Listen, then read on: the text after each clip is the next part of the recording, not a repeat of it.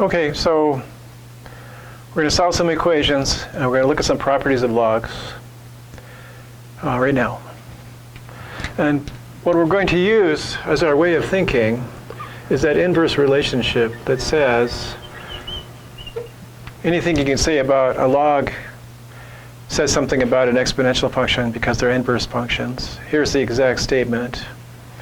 Y is the base b log of x is equivalent to x is b to the y. And that's just swapping inputs and outputs in those two functions because we define the log to be the inverse of the exponential function. So if you have a log equation and you just don't know what to do with it, sometimes you can swap it out for an exponential equation like we did on the last slide, and that exponential equation might be solvable. Okay.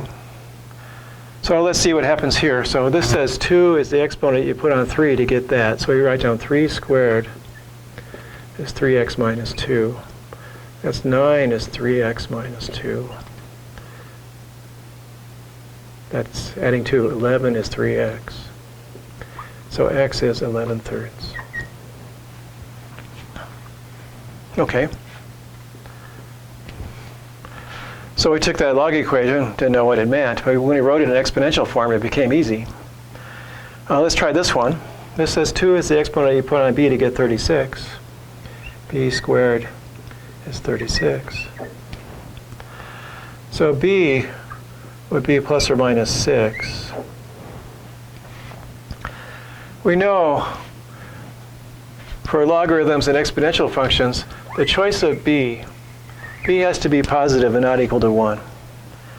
So the final solution here is just b equal to 6. You can't use minus 6 as a base. It doesn't work for exponential functions, so we don't have it for the inverse. Here's another log equation. It says x is the exponent you stick on square root of 2 to get 16. Square root of 2 to the x is 16. That initially looks like it's going to cause us some trouble. Well, remember, the square root of 2 is really 2 to the 1/2.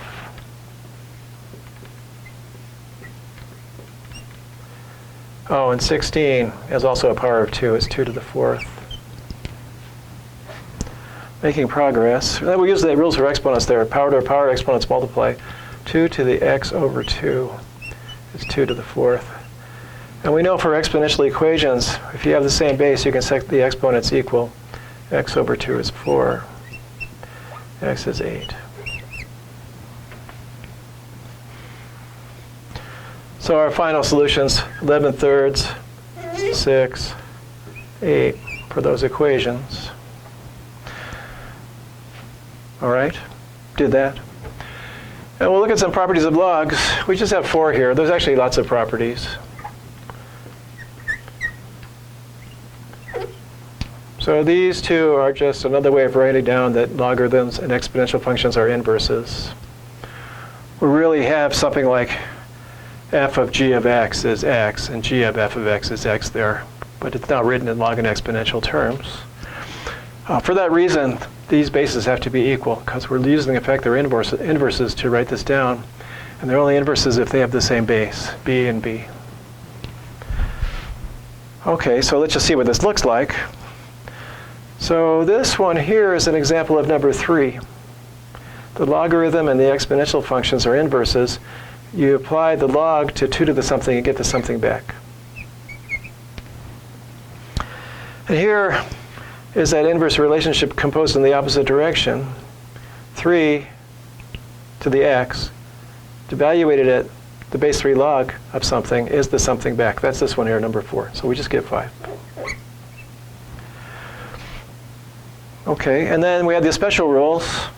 The log of 1 is always 0. It doesn't matter what the base is.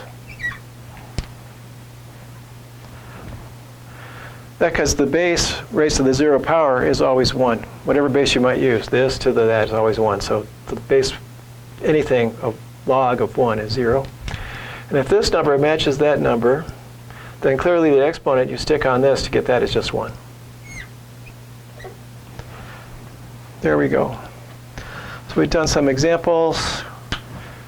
We talked about inverses to death, but it's necessary because it's still should seem slightly mysterious, this concept of log. There are a lot of variables floating around here that should be troubling you. But when numbers are in place, it should be easier to figure out what's going on. And even without this expression up here, if you know that number is the exponent, you stick on this to get that, it's clear what it has to be.